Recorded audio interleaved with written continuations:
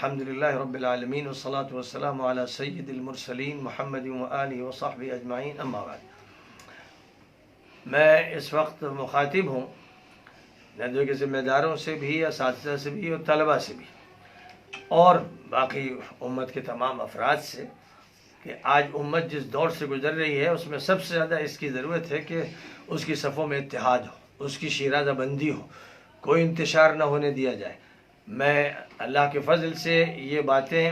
Europe میں کہتا رہا، امریکہ میں نے کہیں، جاپان میں کہیں، ماسکو میں کہیں، ہندوستان کے ایک ایک چپے پر کہیں، یہاں جتنی جماعتیں ہیں، جتنی تحریکیں ہیں، جتنی شخصیات ہیں، سب کو جوڑنے کا کام کیا اللہ کے فضل سے،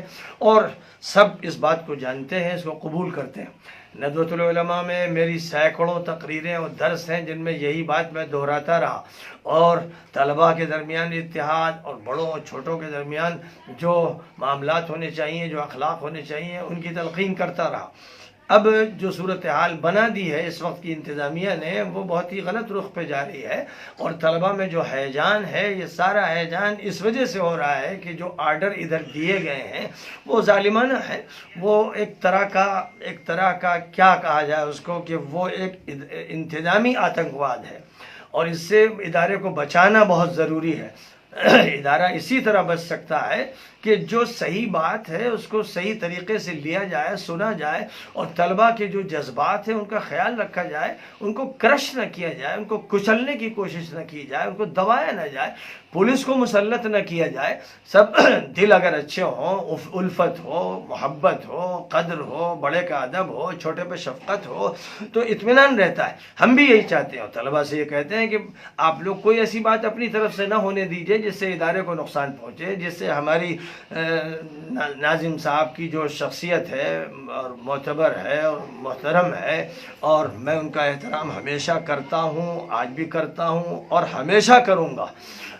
جو نقطہ نظر ہے وہ اپنی جگہ پر ہے، اس میں دلائل اصل ہوتے ہیں، قرآن اور حدیث کی بنیاد پر جو بات ہوگی، اس کے علاوہ کوئی لفظ قابل قبول نہیں ہوگا۔ یہ طلباء کو بھی معلوم ہونا چاہیے، ندوے کے لوگوں کو معلوم ہونا چاہیے کہ میں صرف حضور پاک علیہ السلام کی حدیثیں سنانا چاہتا ہوں تو مجھ پر پابندی کیوں لگی ہے؟ میں مسجد میں اللہ کی بات کہنا چاہتا ہوں، نبی کی بات کہنا چاہتا ہوں، صحابہ کرام کی بات کہنا چاہتا ہوں، تو آخر یہ کیا ہو رہا ہے کہ مجھے روکا جا رہا ہے اور دوسروں کو موقع دیا جا رہا ہے؟ حضرت علی کو گالیاں دی گئیں، کل جو تقریر ندوے میں کی گئی اس میں حضرت عباس اور حضرت علی کا جو کردار پیش کیا گیا وہ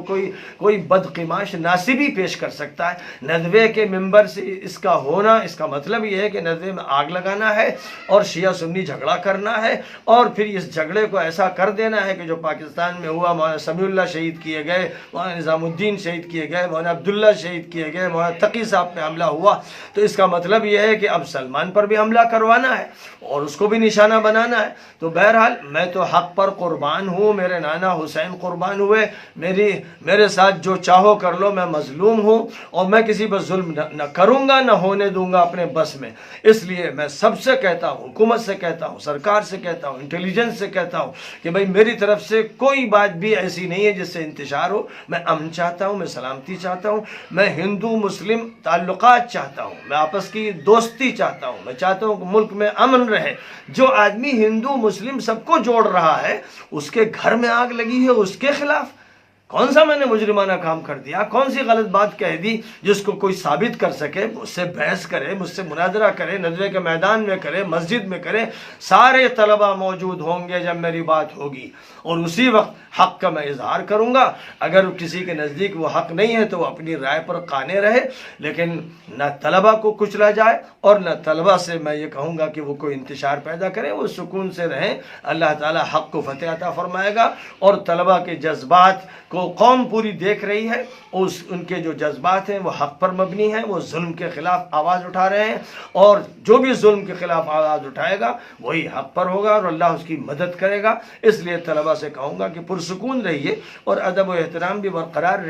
رکھیے، اور انشاءاللہ آپ یہ مطالبہ ضرور کیجئے کہ مولانا سلمان صاحب کی مسجد میں بات ہونا ضروری ہے، ان کو اپنی بات کہنے کا حق دیا جائے، ورنہ ہم اس کو سمجھیں گے یہ ڈکٹیٹرشپ ہے، یہ ظلم ہے، یہ ذاتی ہے۔ بس اتنی بات اس وقت کہہ رہا ہوں۔